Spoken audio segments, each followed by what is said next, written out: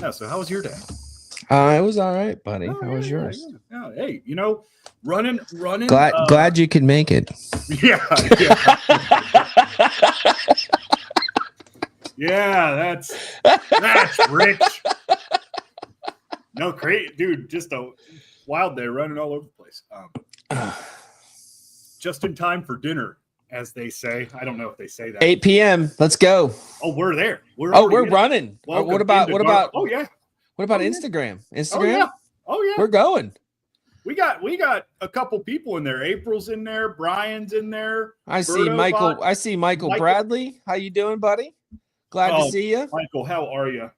Michael, tell your friends, buddy. Have them come in. Honestly, Parker Fishing is here. Don't know who that is, but welcome in. Yeah. Hey, what's up, Parker Fishing? Yeah. Something about is that like tailgating fishing? Does he park and pull the back of his truck up? The guy pull out that ugly stick and the guy takes those big broad shoulders and parks that kayak in a class 2 current and catches more fish. So, what's up, Todd? How are you, buddy? Hey, maybe Parker's a family name for a reason. Well, it's Tuesday. It's Tuesday evening. Welcome in everybody to Dark Horse Tackle Live. We had a good kind of crazy week. It was one of my most favorite weeks to date. I had Zach a lot of fun. got to do a milestone in his life. Yeah. Checked off the bucket list. Yeah, well, I plan on going back. It is only 4 hours away from me, but I got to fish the Susky. And it is. Is it mighty? It's big. Is it mighty and big? I am sure that other times of the year it seems more mighty than it did.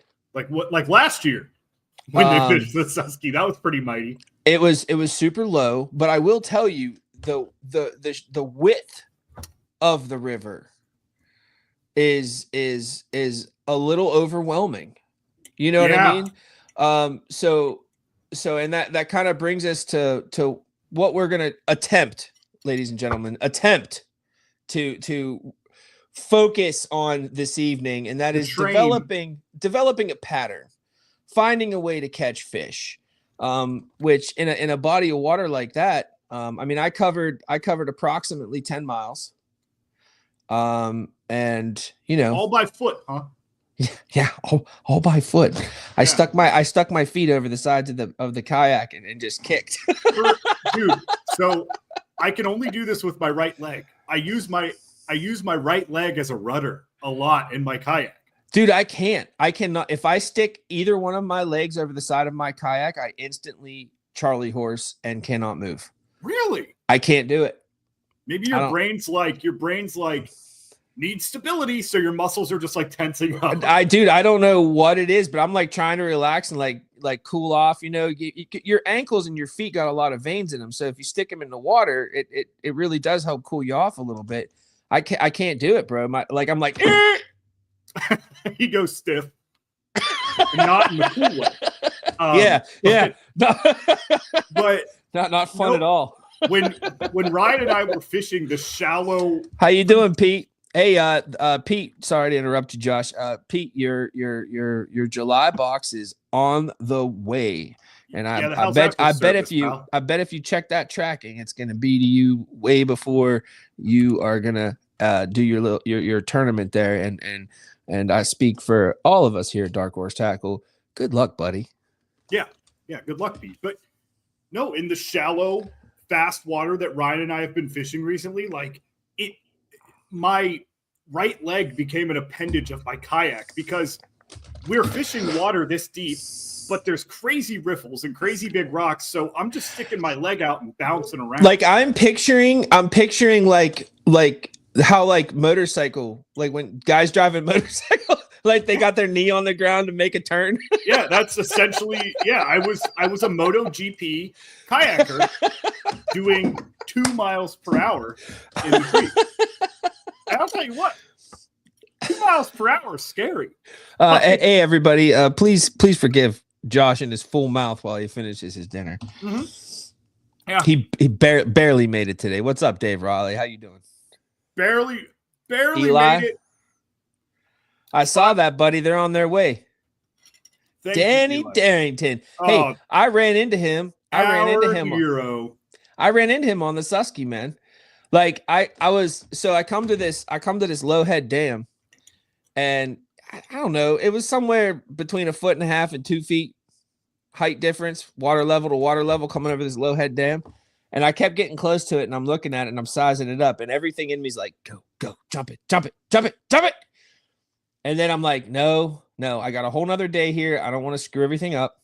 So I did the safe thing, and I went to the side and like leashed my kayak down and then got in on the other side. But that was the last time I did that. After I saw how the kayak reacted, every last other one of them I ran into flew over. The only problem with those is you got to be going fast enough, because the water is deep and then it comes up like this, and it's just a shelf it. Yeah, there's a little skin of water going over it, and you got to be moving. Yep. To not like do one of these and go sideways. Well, that's so that was my thing. Like when Ryan and I fished the Olentangy, there was probably 12 of them in the stretch that we fished, and I was like, these are scary. So like I did the same thing the first time. I was like, scary waterfall, because it's 18 inches to 2 foot drop, and I'm like, scary waterfall, can't do it. And I watch Ryan, it's like, and just goes. So I'm dragging mine, and I'm just like tiptoeing around it, like, and I'm like, oh my god, we're in like 6 inches of water. So if I dump my boat, it's not going to matter. I'm not going to hurt myself. Well, it would have mattered where I was. Right. I wouldn't have gotten it back. You know, you brought up the dam, and that's a sore subject. We're not going to go into it, but now we cannot talk about Susquehanna dams. But you did. That's because you did first. You said I was on the Susquehanna. I said low head dams, and I was. Like, I did not say inflatable fiber dams at Sunbury. I was like, girl, do I have some gossip for you? Welcome to the fishing gossip page, where I take other people's tragedy and make content. Oh my God. This is a fishing podcast, everybody. Moving on. This is about fishing. Yeah, establishing patterns. So what was Zach's pattern? So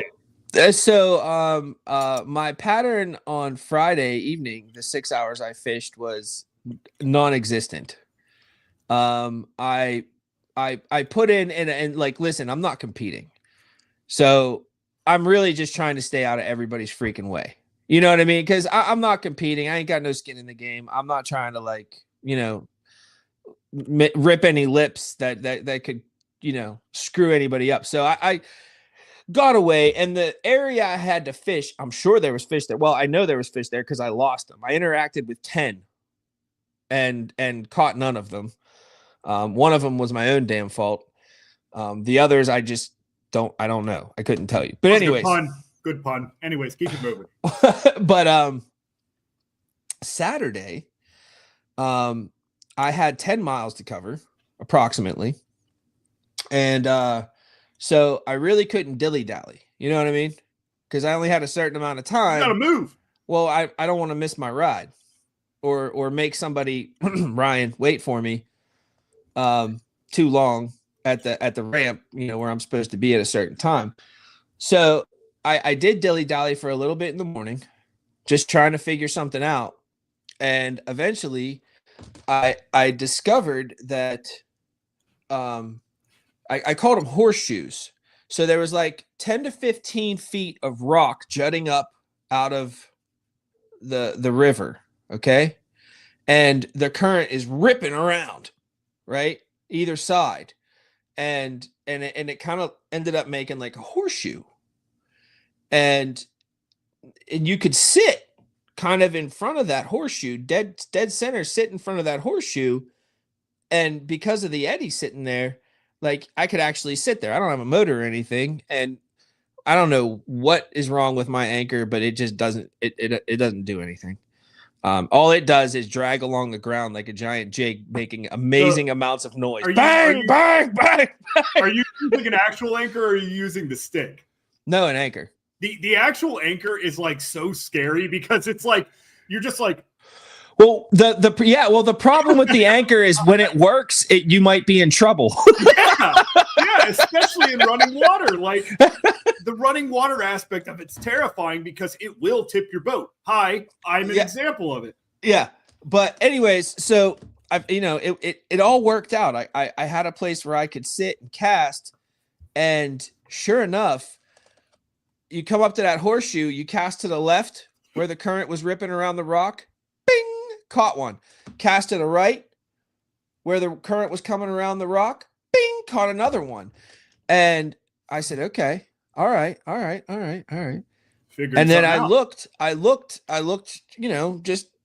just over the way a little bit, and I see another thing that looked just like it. So I went over there, did it the exact same thing again. Left, bing, caught one. Left, right, bing, caught one. And there you go. I was able to ping pong my way down the river looking for this exact thing. And I literally caught all day long. Now, I was catching between 15 inches and like 17 inches. I didn't catch any giants. Okay. But I was catching. And we're talking good numbers. We're talking great numbers. And I was literally calling my shots. Yeah. And I eventually started calling the bass I caught art lovers. Would you like to take a guess as to why, Josh? Because you were throwing a Picasso lure. Yeah. Which Picasso lure was it? The Titanium Pro spinnerbait. This is actually the exact one. You can see a lot of the paint's been ripped off from banging it through all the rocks. I'm telling you, that bit of character added to a bait. But this Vixen I've got on here from Somatis, I truly believe had was something that your to ballast? do with it. Was that your rock? What it did is it floats it.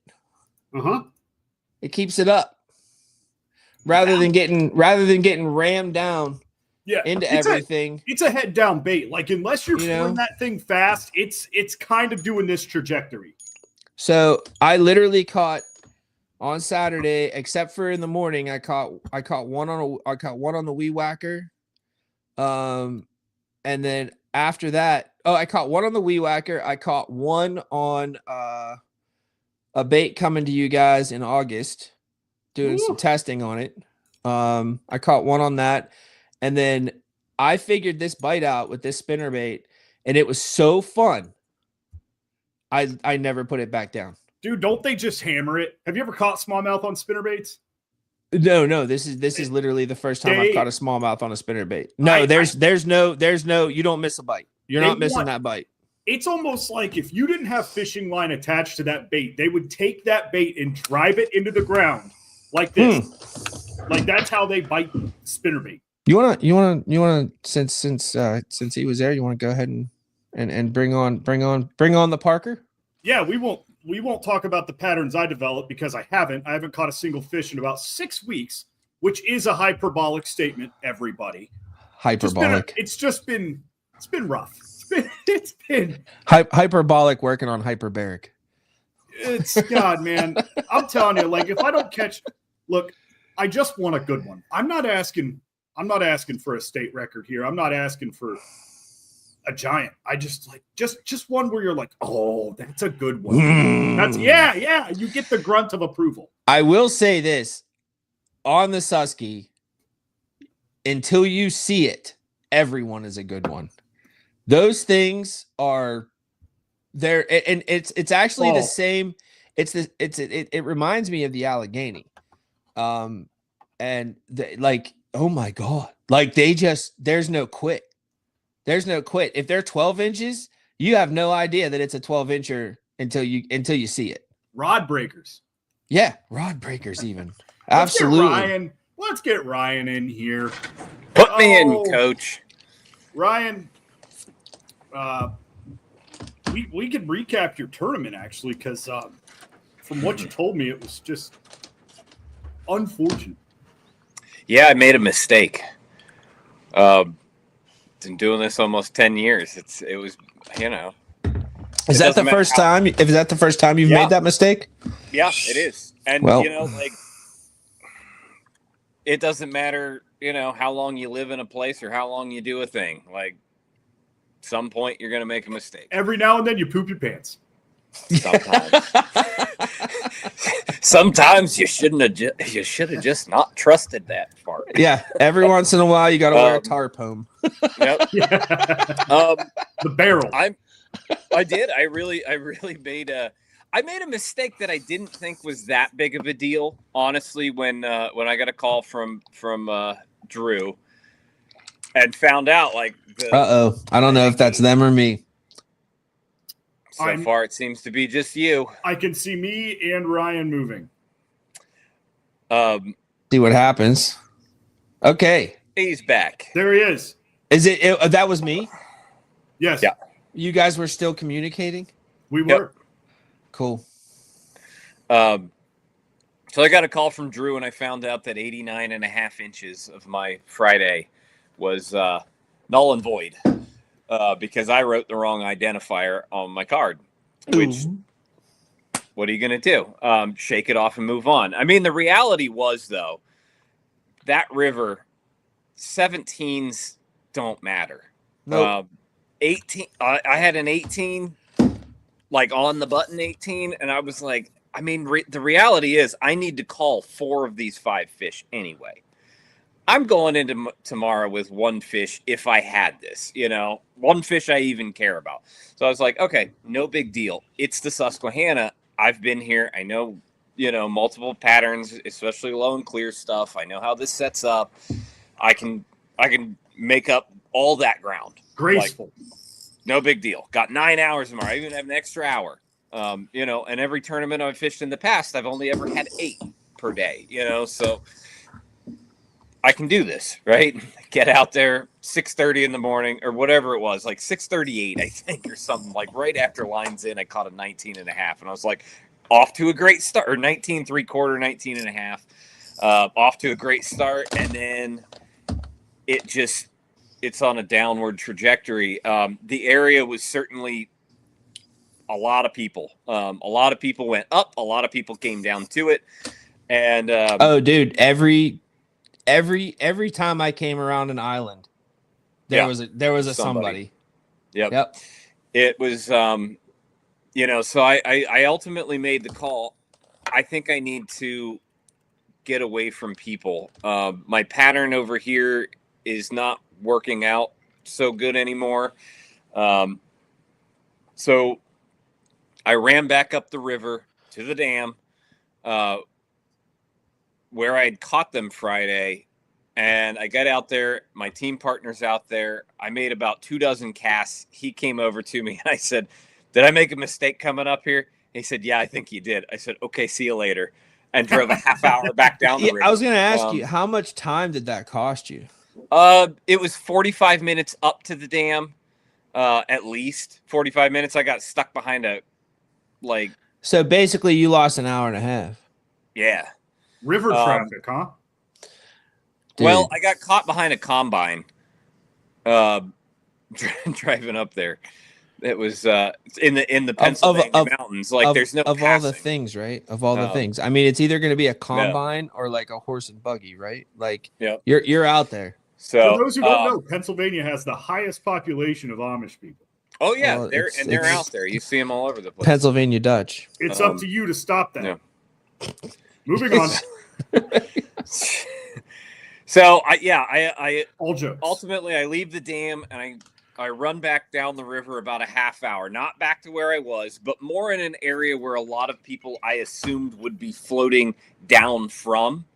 So that gave all that area a lot of time to reset. I didn't practice this area, but it's the Susquehanna. You can win it out of any ramp you launch from. So I just went back and I started fishing a little bit of history and started putting together a new pattern. And as low as that river was, I mean, getting from one spot to another, it was a lot of getting out, a lot of dragging, and so, I mean, ultimately I caught 5 fish. The 5th one came off the hook, landed on the hatch and flopped right back into the water. So which was a little painful at the end of the day. It can. But you got what? Are you willing to discuss the pattern? Yeah, I am. Yeah, it was. Well, there were several things that I noticed. One of which I'm not going to go into just because I'm not entirely sure on the specifics. I didn't get enough time to test it, but it seemed interesting enough. But I had a really shallow water bite going on initially, and when I say shallow, I mean if like the bones of your ankles, like if it was much deeper than that, you were fishing too deep. And when I first got to the ramp on Tuesday, my first day of practice, like Tuesday afternoon, there were crawdads all over the place. And otherwise known as crawdudes. Crawdudes. And they were all over the place. Like, and that's certainly, like, you have to notice these things. They're important if you know what the fish are eating. There were patterns all over the place. I noticed several. But the color of the crawfish was awesome. Yeah, it was like a rusty blue. Nice. Like, it was a patina. Yeah. And it was very blue zen. We'll put it that way, because they had like the real dark green, almost black on their back. If you caught them and pulled them out of the water, that's what they had. But they also had that rust and that blue hue to them. Crawdads was definitely what I was targeting. A lot of my fish on that really shallow water. So what it is these fish get crazy shallow. Like if it is like 50 yards plus of ankle deep water, like you want to hit the bank, literally hit the bank and pull it in. They're sitting all the way up there. And it's what they do. Like the best way to explain kind of what to look for is you look for things that can create scour holes when the water's higher. Because it's not, while all that water is this deep, you might have a rock or a piece of wood that it scours out and it gets that much deeper, and they sit in those little holes, and they get overlooked. One, good luck getting to them without spooking them. You have to make super long casts, like bomb casts over this stuff.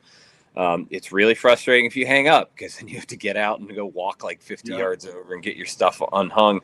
And that was, it's a frustrating thing on that river when it is that low and clear, because it's not that I wasn't around fish. I spooked a lot of big fish. I think I was rushing a bit on some of that, and I'm putting that on myself. I think I could have just fished cleaner. Rushing in practice, or rushing during the tournament? No, game day. Like Saturday when was that Saturday?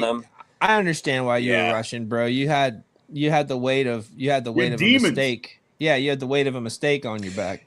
Yeah, and then making a 45-minute run that didn't amount to anything, running back down. I felt kind of rushed, like I was playing catch up, and a lot more of my energy was spent trying to slow myself down a little bit. But I was crashing in a little too hard and spooking fish that I needed to catch and not spook. Thinking a lot. But yeah, the crawdad thing, it's an interesting thing. I used a bladed jig predominantly to target those fish. This is your tackle tip of the night, by the way. We're going to just throw that out there. I'm going to mix this right in. Hey, boys and girls, it's Tackle Tip Tuesday. And we were talking before this, and Josh said, like, when they first came out, like, jig is part of the name, so he started throwing them on the bottom. I think anymore, a lot of people overlook the fact that they can be fished along the bottom, kind of they hunt a lot. And if you give them like good bursts on a reel, like fast reel bursts, they dart around a lot and then kill it. Dart it, kill it. Dart it, kill it. So that's predominantly how I was triggering those fish, was with the bladed jig. I'd literally throw the thing on the banker as close as I could to it, and I would just give it like 2-3 quick turns of the handle, kill it. 2-3 quick turns, kill it. If I got about 15 feet out from the bank, I'd usually just burn it in. Occasionally a small fish would grab it on the way back. But those bigger fish, they sit right up on the bank. Yep. If I was in a little bit deeper water, I went old school with it. I would just pitch a tube around. That little get bit 2 3/4 inch tube on a quarter ounce head. You was cracking it, huh? I was snapping that tube, which is, like not drifting it. I was actively like giving it hard, erratic snaps. These fish seem to be triggered more than anything by really erratic action. So, on that crawdad bite in practice, let's see other patterns I noticed. I noticed a damselfly pattern going on, especially around grass edges. So in practice, you could look around. At one point, I was on the phone with my team partner Brian. He was way up the West Branch, and he was like, "Yeah, they're trying to eat dragonflies all over the place up here." I was like, "Dude, it's all damselflies down there." And I was sitting still behind some ledge rock. And if you sat still long enough, they just start landing on your boat. And while I'm on the phone with them, I was like, hang on, let me count this. And I think I had somewhere like 40 something of them on the bow of the boat. Like damselflies had just landed on there. I mean, they were piling by the dozens on just and they one do that too. They're weird. Yeah. They're one weird. piece of floating grass, whatever, but they were all over the place. And if you had a grass edge, like still rooted wild celery grass edge, you could watch. It's the subtlest thing. They're not big explosions.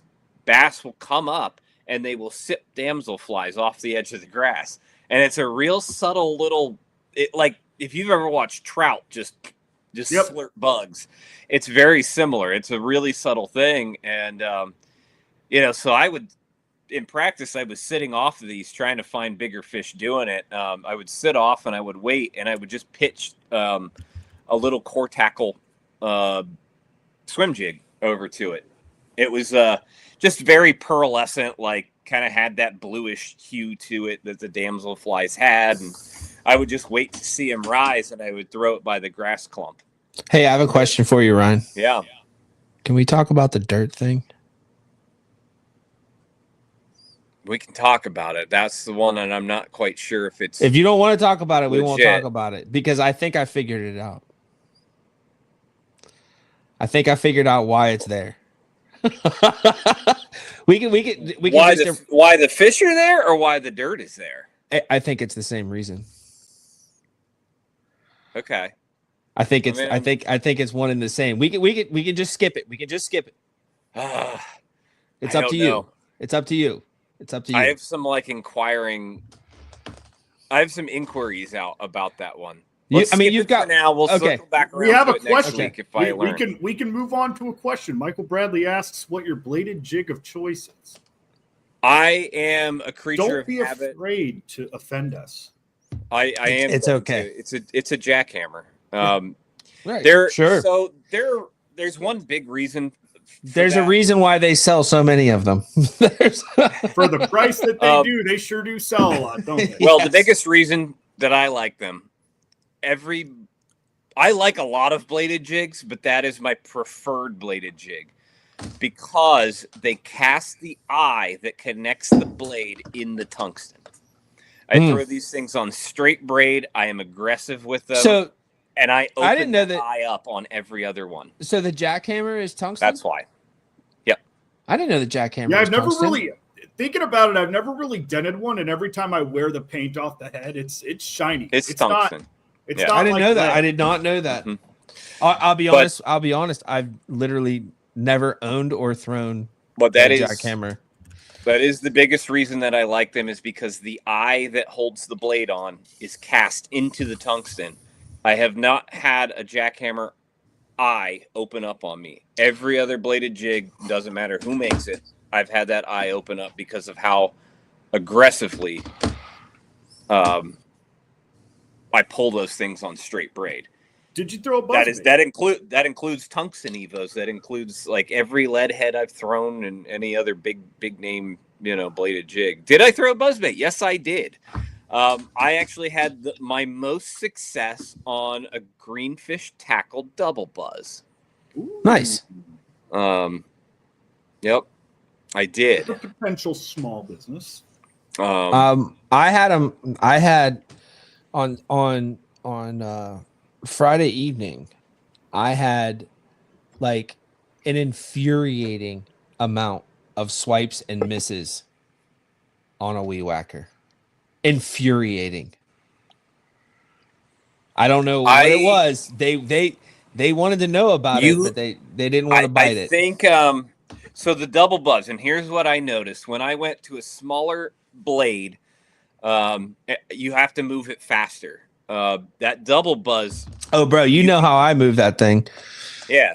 I'm screaming it. So the really big, like the big blade Bushwhacker Pro and the M1, it was too much. I think they were too loud in that low water. It's scary.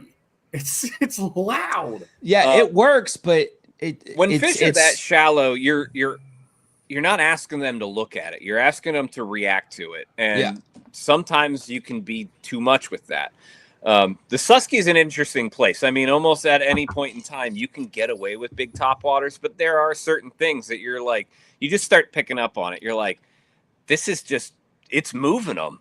I was actually watching today. I watched Dalton's Friday recap of his day, and I heard him say one thing that was crazy.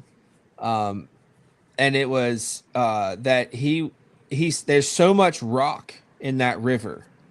He was looking for other like things, like a little stick sticking up out of the water. Some contrast. Or yeah.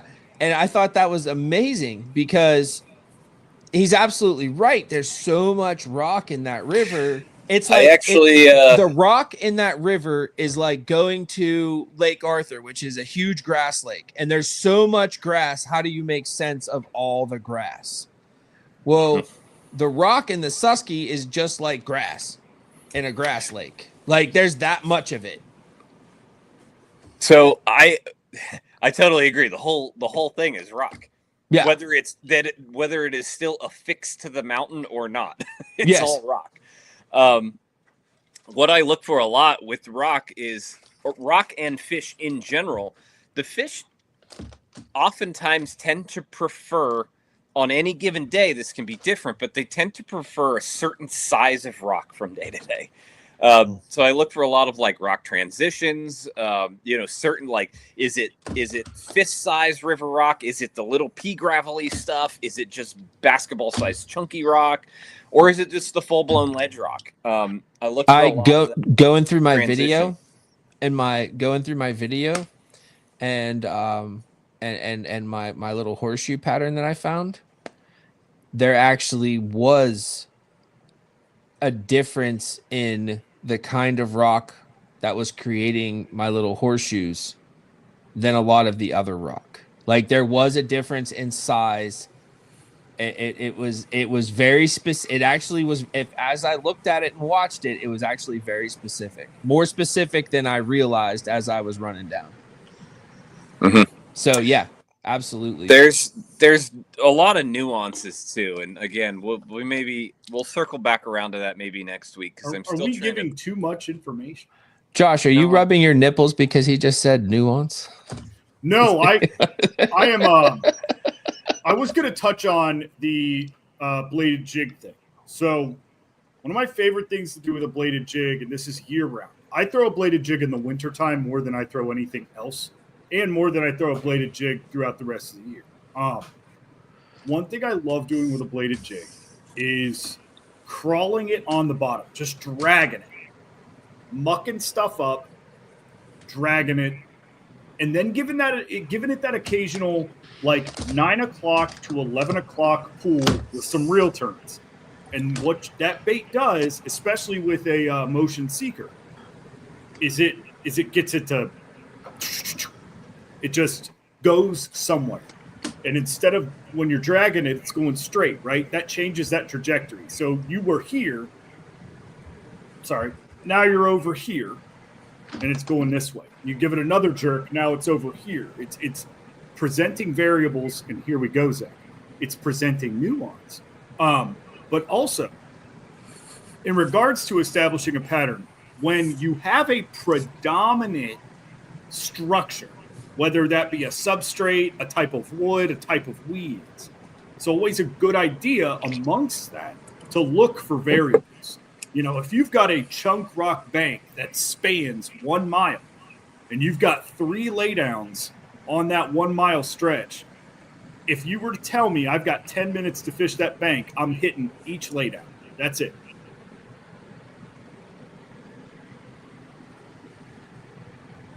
Yep, see Dustin right there.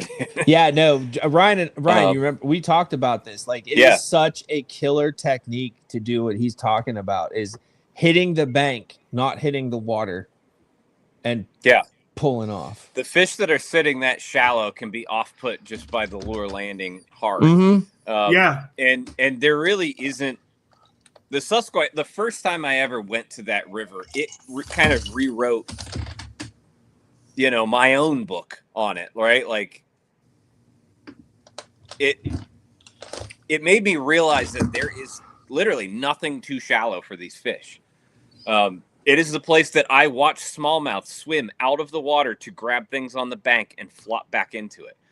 Do you remember we were fishing the other day, not on the Susquehanna, and like the thing was to like hit, not necessarily hit the bank, but hit like the exact spot where the water and the bank met, and immediately be moving off, retrieving before it landed. Yep. So the Susquehanna, I've noticed this there more than anywhere else. When it's low and clear, those fish will track the bait through the air sometimes. I mean, you'll watch them follow it for 30, 40, 50 feet, and they'll hit it right the second it hits the water, as long as it starts moving right when it hits the water. They're interesting. I have theories about that river. You know, it's a place notorious for big topwater working well all throughout the day, just out in the middle of just nothingness. And if you ever watch that river and you'll see groups of swallows diving for bugs, and they will take them off the surface of the water. And in this really quick swoop down, they'll hit the actual water and come back up. I have a theory that they eat the biggest fish eat big topwater there because of the birds. The swallows. Because sometimes the birds mess up, you know. What's crazy is that exact same scenario happens literally almost all goddamn day on Lake Arthur. Yeah. You got these birds and they're literally like they're like to the point where they hit the water and you see a ring. Yeah. And it's all day long. Was it Aaron Martins that was fishing the blackbird pattern in the was that I don't know. That's a long time ago. Yeah. I mean, bass eat birds. They eat whatever they can. Whatever they presents can. itself. This is actually relative to my establishing a pattern. So you've got active fish, you've got non-active fish, right? At the end of the day, they're all fish. Zach doesn't even want to hear it. So in regards to active fish, non-active fish, your job as a fisherman is to get a bite. So your job as a fisherman is to make these fish active however you can. And as a fisherman, a lot of times we see a bait, and in the name of the bait is crawdad. In the name of the bait is minnow. In the name of the bait is X, Y, or Z. So we're thinking, how can I make this look like a crawdad? Sometimes you just don't have to at all. Sometimes what you need to do is dumb it down so bad that you remember you're fishing for fish. You're fishing for an animal that eats on instinct. So like a blackbird pattern, right? Obviously, the primary source of forage for bass is not birds, because if it was the primary source of forage, we'd be throwing bird baits all the time. It'd be bird horse tackle, and it'd be all bird related. Crawler horse tackle. Sure, crawler horse tackle, swallow tackle. Not that one. Anyways. Hey, I still got a chipmunk crawler. Oh yeah, I have the Berkeley Beaver Chapo somewhere. But that's a good example. Do bass eat beavers? I don't know, but I know I don't know. I wish Paige was here because I was out fishing with Paige, and the biggest beaver that any of us have ever seen was like literally trying to like upturn her kayak. They'll do that too. They don't, dude. They're scary. They're super territorial, man. He gave zero shits. But when you guys, I had one jump off like an 8-foot cliff in Kentucky on me, just scared the heck out of me. Put that hammer down.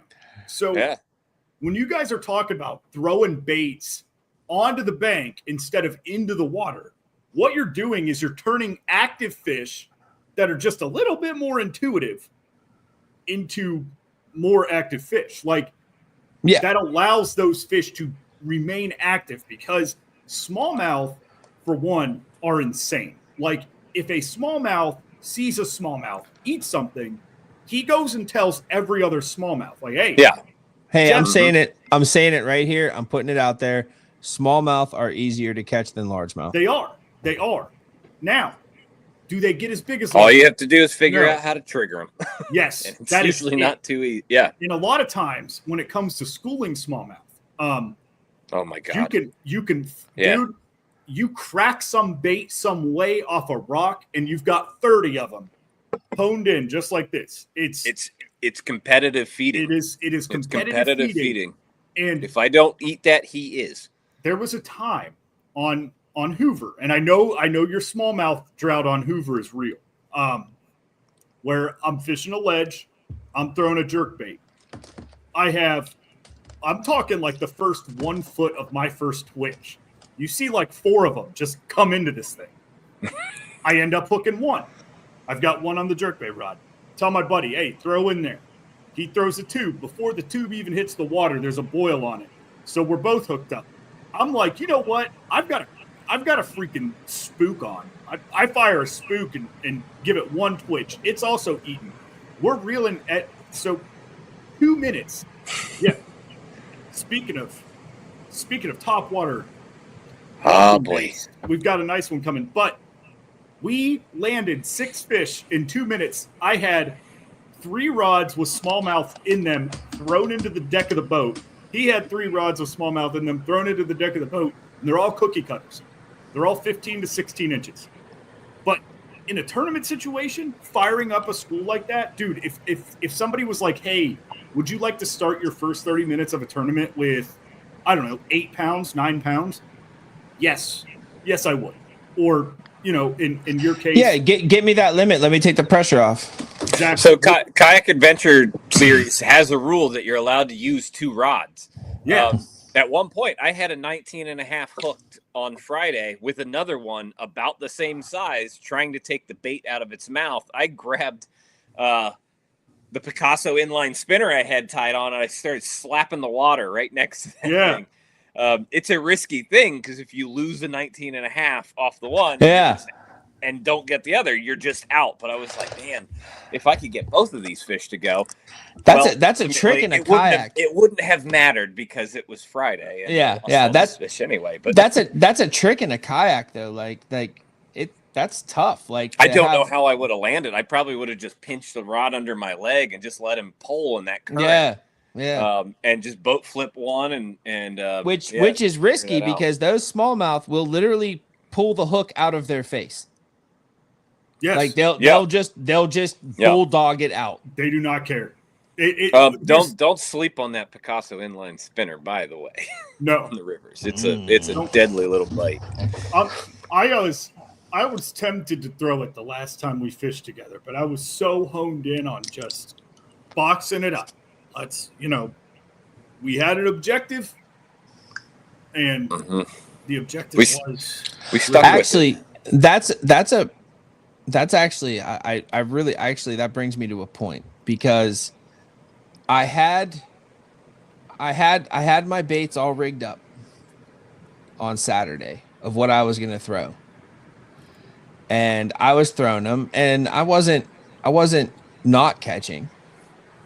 But I also wasn't really catching. You could be doing better. You know what I mean? and I had a little bug in my ear from a pal of mine, wearing a green hat and a green shirt, and I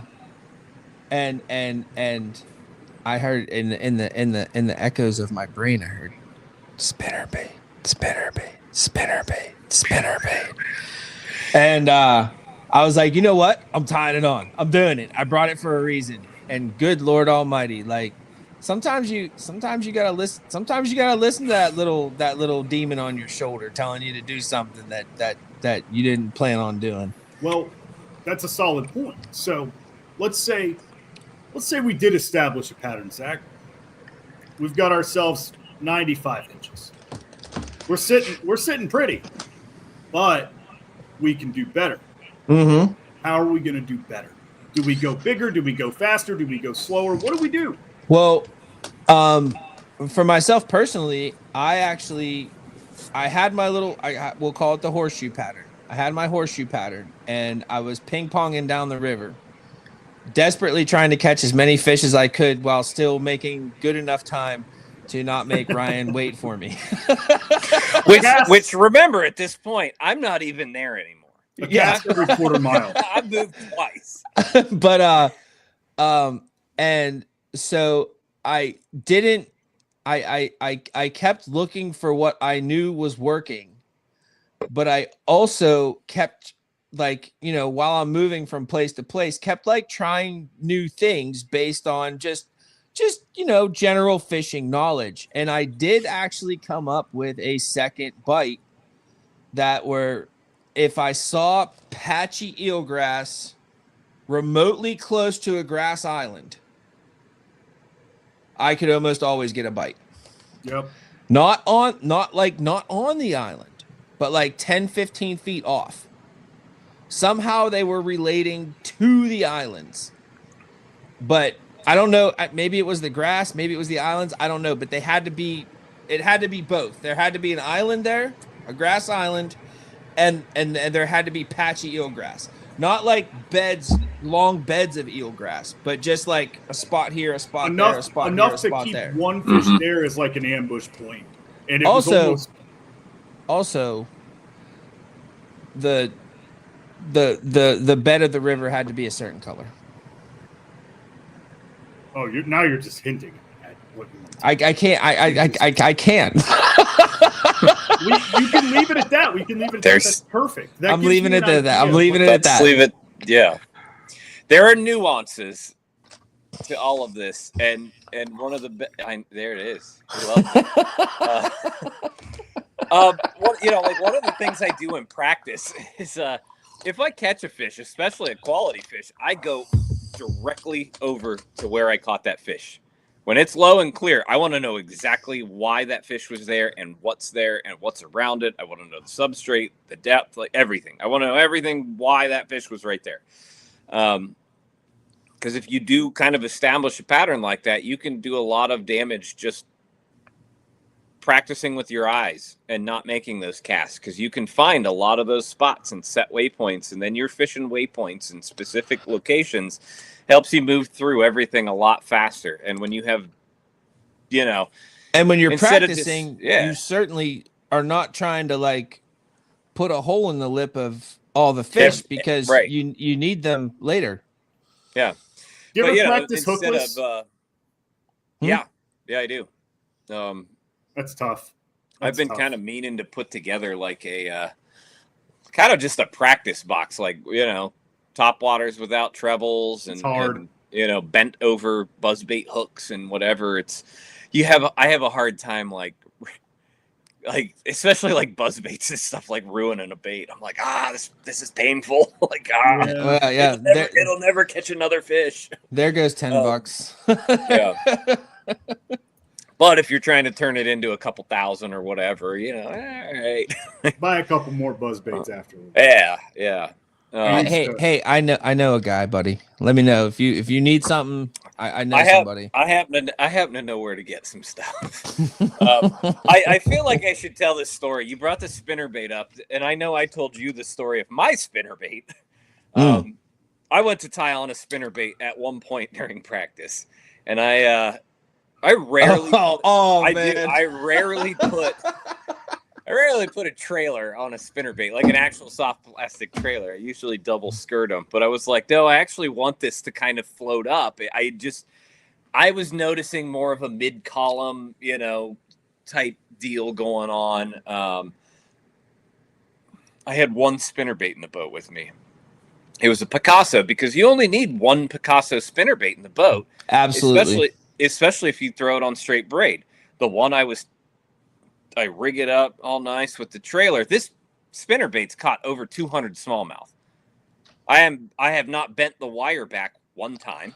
Also, I want to say they can't throw it. They cannot throw it. If you get a good hook set, they can't throw it. I cannot. Hands down, it's a phenomenal spinnerbait. Probably my favorite river spinnerbait, I think, that I've ever fished.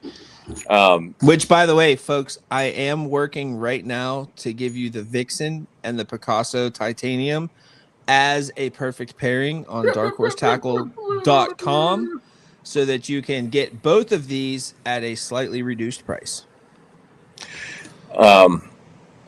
But yeah, I get it all nice, and I mean, it's looking good. I got my trailer on there, and like when you get a bait done, tied on, whatever, you just chuck it over the side of the boat and reel up your slack and get ready to cast.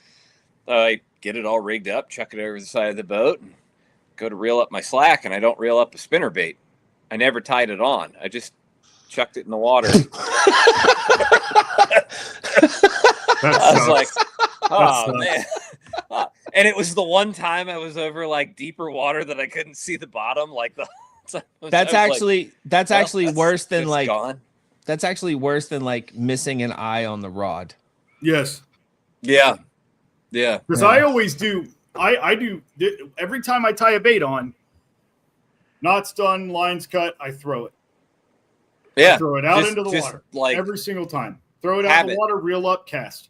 And I think my brain was like, I'm so used to not threading a trailer on a spinnerbait that my brain told me I just tied that knot and I chucked it in the water. So there is something I don't understand. So you never tied it to the line? Yeah. So you had the bait in your hand, and you went like that and threw it? How? Yeah, I'm Was it more of an underhand motion? I'm blanking on how the lure ended up in the water if it wasn't tied to the line. Oh yeah, no, I threaded the spinnerbait on. Mind you, this is all happening, down low on the deck of the kayak, but the motion goes as such.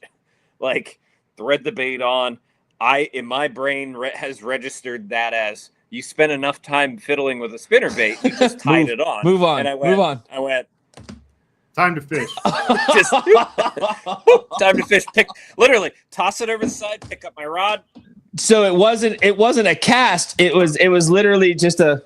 Oh yeah, no, dude. Oh man. I did that with the water. I did that with a frog at Lake Arthur once. But hey, probably a good thing I put in a pretty hefty order of those things. Before I left. So yes. So hey, we're good. And you know what? I got my money out of that bait because like I said, that one, it's not an exaggeration. Definitely over 200 fish on that one bait. I don't know if you guys can see, but like, it's chewed up. It's chewed. Yeah, that one I was throwing, like it almost needed 2 skirts because the first skirt was so ripped to shreds. However, I would like you to look at the arm. The arm is perfect. Oh, it's so straight. Like there's nothing wrong with the arm. I had like literally like at least 20 smallmouth just try to destroy this thing. And there is nothing wrong with the arm of that spinnerbait. It is perfect exactly the way it came. It's very interesting because like it's so funny how every month it's almost like we're trying to give you the last bait you'll ever need for a specific bait. It's a very bad business practice. Honestly, what we rely on is people not tying them onto the end of their lines and throwing in the mode of the boat. Like that's the last spinnerbait you'll ever need if you don't lose it. And if you don't pull a Parker. Pull up the because you can. The nice thing is you can change the blades quite easily, even if you bend it out. You can either bend it out or you could just replace it on the swivel. There's no I don't know, bro. Like, I'm not kidding you. Like, pull that thing up. Let me see it real quick. Let me see the blades in particular. So it looks like you have a clasp. Does that clasp pull back? Does the clasp, you mean this? The clasp over the eye. blade, yeah. Does I mean, that's just a swivel. No, where you're bending. I feel like it's a crimp. Yeah, I think it's a crimp. I think it's a crimp. Wait. That right there, is that a rivet? Yep. Now, interestingly enough, it's not crimped. I'm telling you right now, there's no crimp marks. So it's almost like you could potentially pull that back and really quickly change it. Unless they have a tool that is all encompassing, but there's no tool marks on it. I can't tell if it's just jammed into the bend of the wire here or what. It's not moving, and I can't move it easily. So, but I'm telling you, there's no tool marks on it. Now I want to do I wanted to circle back around to tubes. I saw that Stone Man has commented that he has his tubes on a Ned head. That's only the second person I've ever heard say that. Really? Tubes on a Ned head? Yeah, that's you're the only other person I've ever heard say that tubes on a Ned head. So internally weighted tubes are far more erratic. Yes. Than externally weighted. The bigger tubes. The weight at the head, the more action. So if you've got a tube jig and the weight is inside, it's way more erratic than if you've got a Texas rig. If you got a Texas rig tube. Yep. Yeah. I don't necessarily quite understand why that is, but I think like when you put the weight inside the head, it like when you snap them, you have no idea which way they go. Yes. Like they get not crazy. Not only that, but as you and I were talking about, Ryan, internally weighted is way more stealth. Yes, you can get away with a lot heavier weight in lower, clearer conditions because you're not banging hard on hard. Mm-hmm. Because it's all deadened by the plastic. Also, in rivers, in particular, I like the weight inside the head because it tends to find its way into a lot of cracks. Yes, and you can pull it out a lot more because you've got an 1/8 inch of plastic all the way around that head. I was on the Black River. This was 2 or 3 years ago, and there was some grass and some shit. So I opted to Texas rig a tube, and I kept getting bit and missing, kept getting bit and missing, kept getting bit and missing. I immediately opted to put a actual tube jig in there, and like I never missed again. Do I fish the stupid tube, or like? I love the stupid. It has been a long time since I have stupid. It depends. It depends. For me, it depends on the application. Like, do I need a stupid tube? If you can get away with an open hook, throw an open hook. Yes. Yeah. But if you need that weedless, then absolutely throw a stupid tube. I would throw a stupid tube before I threw a Texas rig tube. In open water, I am not throwing a stupid tube. Now, if I want to throw a tube as a flipping and pitching pattern, wood, lay down, stuff like that, absolutely. But like Zach just said, dude, if I'm fishing rock piles and stuff out in the middle of the water, get away with what you can. That's what fishing's all about. clarification's sake, I'm not saying don't fish a tube on a Ned head. I've done that for a very long time. And like I said, you're the only other person I've ever heard talking about. Oh, I thought you were talking about Josh. No, I was talking about you. Yeah. No, yeah. Stone Man was talking about throwing it on a Ned rig. Yeah. I with 3-inch to 4-inch tubes, I've used the VMC rugby head a lot for that. I like that head for rivers because of the rock, the shape of the head. The advantage inside? No, outside. Okay. Outside when I do that. The advantage there is that it falls straight down. It falls right where you put it. It doesn't spiral or glide, like an internally weighted tube does. But again, I was snapping that tube, and I really wanted the weight inside. The little 2 3/4, I like them to be really snappy and erratic. And I rigged them on a weed guarded Ned head, but I shoved the whole thing inside of the tube. That's actually something else to bring you. So I just started fishing rivers last year. I was just a lake boy until then. So I've really been learning a lot between then and now. And weight is so important on how you're trying to catch these fish. Weight is a tool.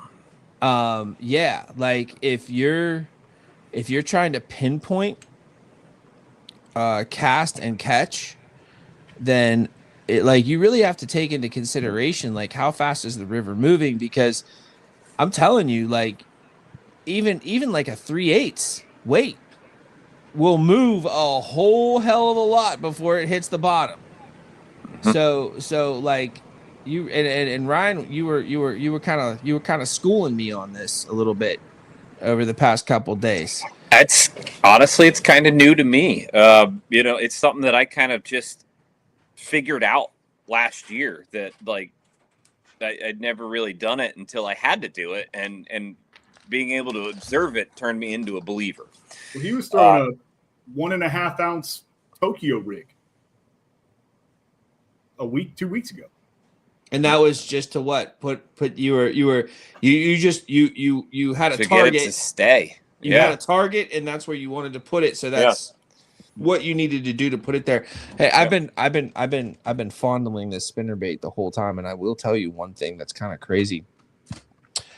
The edge of this blade, you can actually kind of see it. It's serrated now. From the banging and the teething? I don't know if it's the teeth or the rocks or what, but it's literally like serrated. Like if you were to like accidentally like quickly push that through your fingers, you'd get cut. It's kind of nuts. Anyway, you might want to take a file to that before you get it near some fishing line. I ain't changing that spinnerbait ever for anything. In regards to weight too, like you guys are talking about having to make these big bomb casts. It's going to help you cast farther, keep the bait farther away from you. It's a double-edged sword, because a heavier weight finds its way harder into cracks between rocks. So you've got to find that balance, or like I said, with the tube in particular, it's a great bait for giving you some grace. When a lot of people can't get away with anything, heavier than an 1/8 ounce, I can throw a 1/4 or 3/8. Oh, listen, the difference between throwing a 5/16 ounce pillhead jig from Bass Dope and throwing a 3 ounce 3/8 ounce weight, 3/8 ounce weight. Thank you. Catfishing over here. from Bass Dope, like that 1/16 of an ounce difference.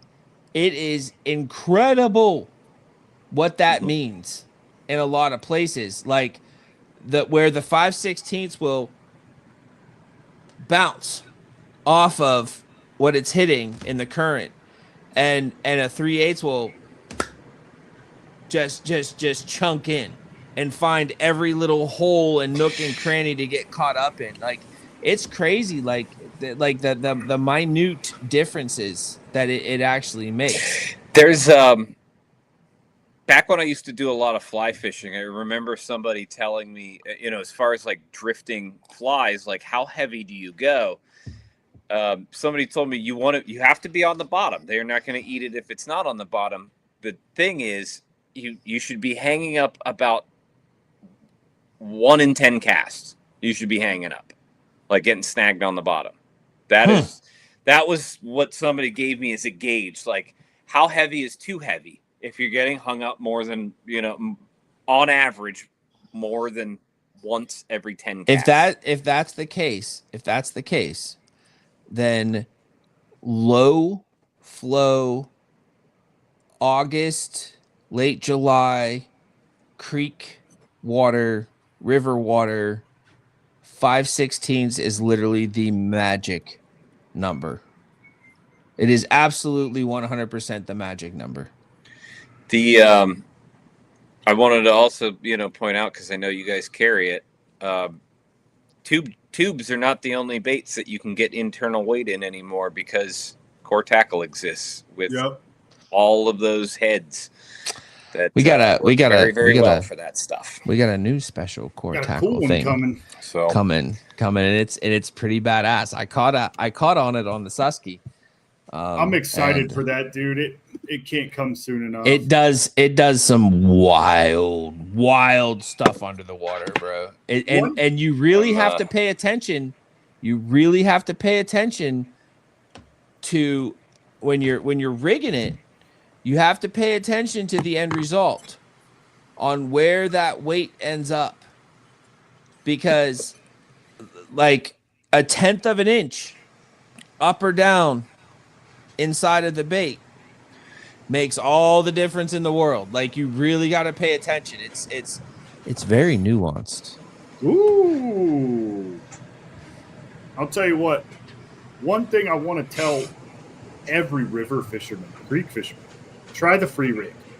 It was an idea one day with Ryan and I, but it has I'm a new believer. Dude, it's become such a staple, because like we're talking about putting the bait where we want it, right? Well, what if we put the weight where we want it, and we let the bait come to where we want it to be? So let me ask you this. Why a free rig over a drop shot? Because the free rig allows more movement of the bait. It's not necessarily about keeping the bait at a certain depth, like a 6 to 12 inch leader off the bottom. What I was doing, the video that I recently posted of me throwing a free rig, I made this cast and I let that bait soak for about 30 seconds. And what I was letting it do is my weight was at the bottom, right? Here's my weight. Here's my bait. I'd pull the rod and the bait goes like this. And I do this for about 30 seconds where I want it to be. So the free rig is like a drop shot with more mixed options. With a Carolina rig. With more options. I would say the big difference between a drop shot and a free rig and current is that the drag on the current affects the weight and the bait at the same rate on a drop shot. The drag is on your line, the bait, and the weight. Once that weight gets to the bottom on the free rig, the drag kind of it doesn't really exist on the weight anymore. It's just on the line and the bait. But so you kind of have an anchor. What I was doing was I was fishing it similarly to a drop shot, Zach. And what I mean by that is like I took a weight peg, I took a bobber stop, and I'd move it about 5 inches above my bait. I was already fishing shallow water. Not only does the peg protect your line when you set the hook and that weight immediately comes back to the hook, because that can, that weight's got a little piece of metal on it. It can scratch your line. But I didn't want that bait to hit the bottom ever. I wanted that weight to hit the bottom, and I wanted it to come down and that bait kind of just sit there. So what I'm gathering is for pinpoint fishing in a river, such as like a current seam or something like your horseshoe. You could throw a free rigged bait and regardless of the weight of the bait, like you throw whatever, you throw a 1 ounce bait, you want that thing to stay. You throw a 1 ounce, throw a 1 ounce weight, you can literally sit there and work that bait. You want the bait to stay in an area. Like I'm fishing an area, because whereas it's like it's like free range chickens. Sure.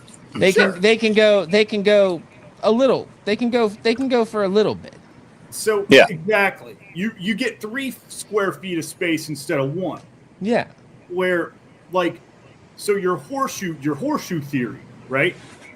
You're targeting specific edges of that horseshoe. What I would do is I would throw that free rig either past that horseshoe or right on top of it where you were getting bit, and just let it soak for a little bit. I'm not necessarily bringing it back, right? I can't wait to show you guys the video of what I was doing. I can't wait. I'm interested to see it. And Michael Bradley, I utilize both because the plastic itself, for me, yet I haven't noticed necessarily I haven't gathered the nuances of it yet. What I really like about the bluegrass bug is that it will kind of stay in that neutral buoyancy of almost slow sinking because the hook's bringing it down.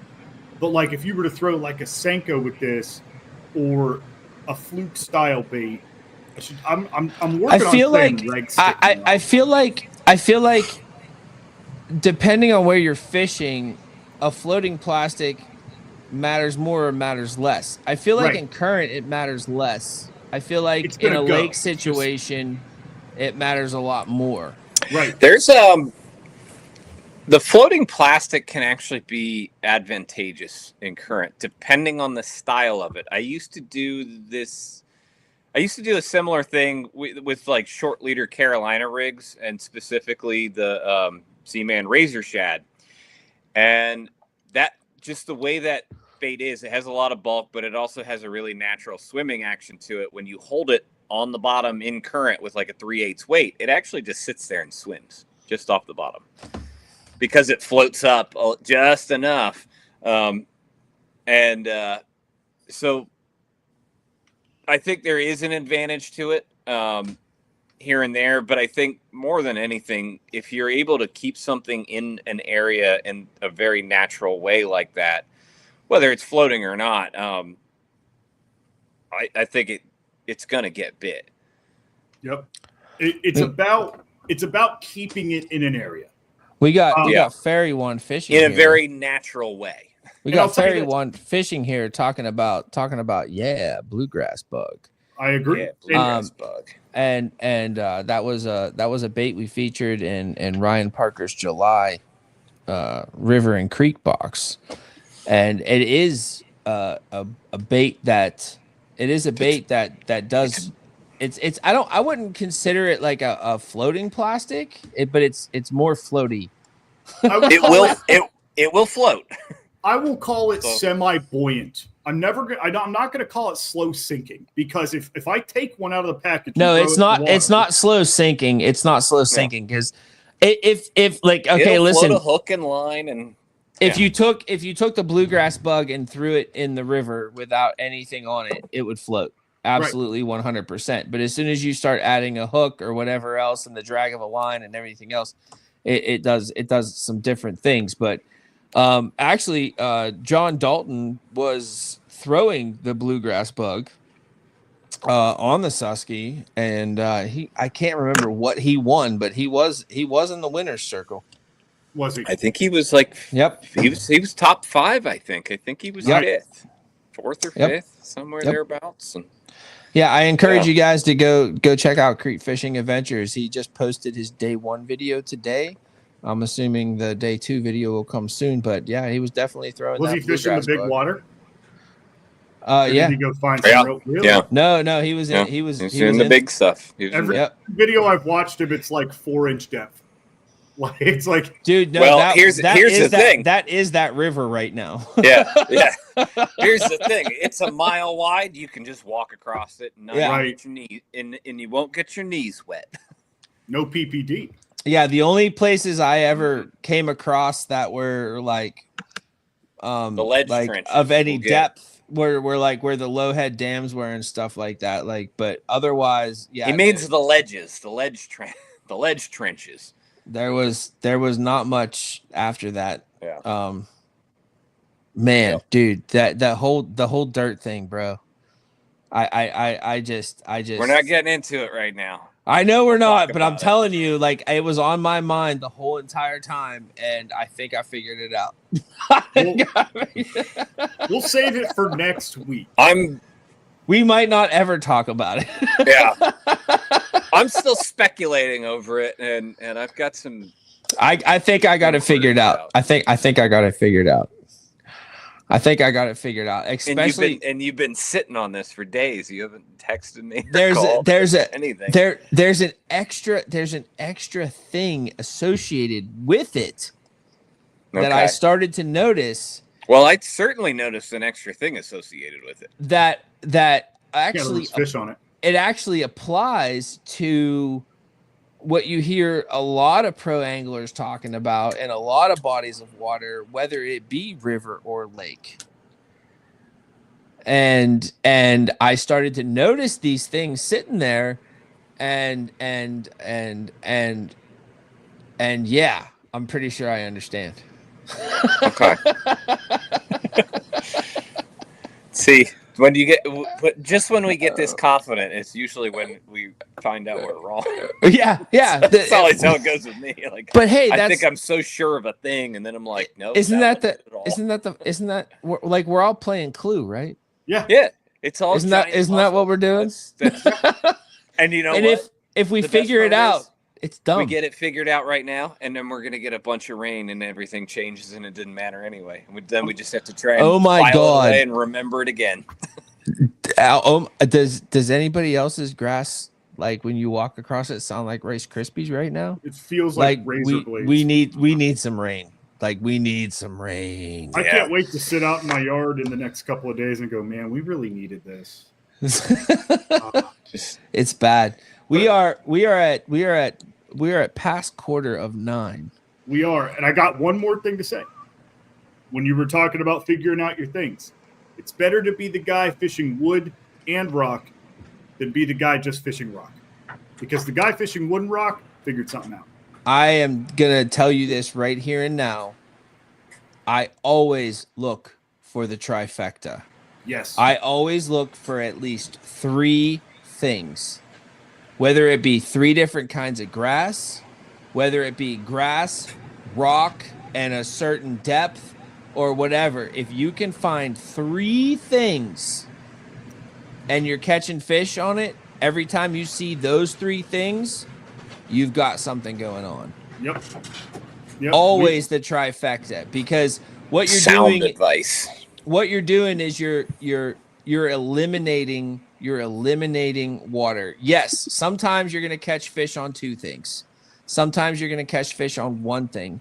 But I guarantee you, if you can find 3 things that you're catching fish on, when they're together, you are going to catch more fish. More fish every single time. 3 things. Find 3 things. Find 3 things. We'll leave you at that. Yeah, I think we will. And Ryan, you got anything else? No, I think that's sound advice to end on. Zach? No, I'm good. Well, I do want to say the August box is about to go out. I just printed all the shipping labels today, and there's some really good stuff coming out in the August box. And September, by the way, as soon as I walk to the post office with all of the August boxes, the September box will go up for single purchase for all of you non-committal people. And I highly suggest that you jump on it, because we're just doing new crazy things, and it's all beautiful. Ryan, repeat the tackle tip. Tackle tip of tonight was using a bladed jig to imitate crawdads in shallow water. In particular, if you want to know what I was throwing a 1/2 ounce in like 6 inches of water, and specifically because it is very erratic. It hunts a lot. So I think a lot of times the bladed jig has been associated with bait fish the further we've gotten away from its inception. And I think it's important to remember that baits are there to imitate things bass eat, whether that is bait fish or crawdads. I got to interrupt. I have to say this.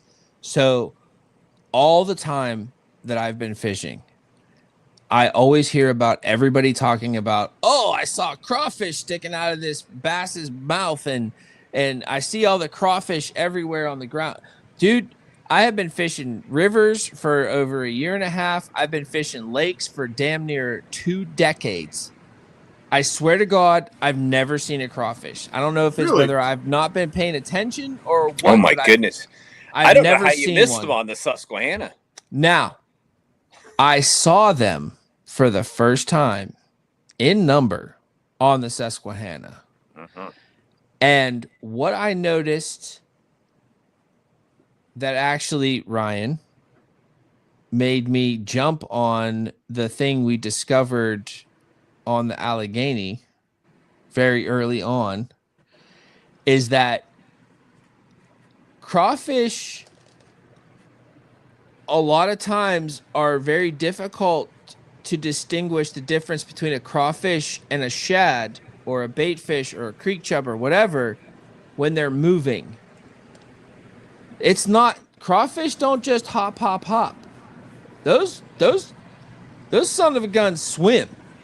Like they move. Oh yeah, they're quick. Like they move. They jet. So when you're working your jig, if the hop, hop, hop, drift, drift, drift isn't working, maybe consider swimming that thing.